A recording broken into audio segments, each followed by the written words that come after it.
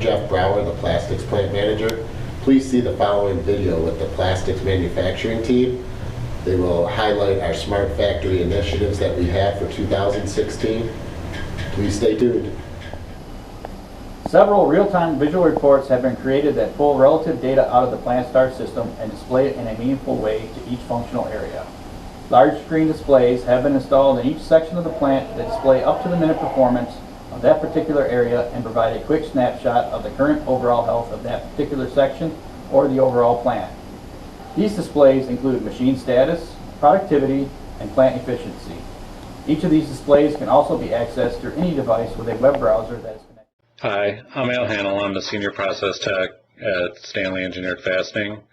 Here at the Chesterfield Plastics Plant, we currently have 23 digital control modules, or DCMs, located throughout our shop floor.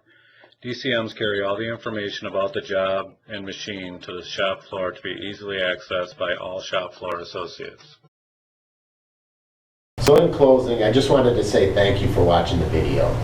The plastics plant and the team are very anxious to implement the Smart Factory initiatives and also becoming a world-class manufacturer within the organization. Again, I just wanted to say thank you and stay tuned for future developments.